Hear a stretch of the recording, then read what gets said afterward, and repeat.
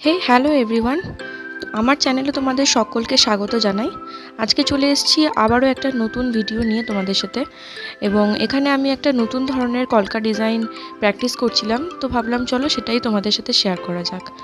তো যদি ভিডিওটা তোমাদের ভালো লাগে সেক্ষেত্রে একটা লাইক কমেন্ট শেয়ার করতে কিন্তু একদমই ভুলো না। তো চলো ভিডিওটা শুরু করে নিই।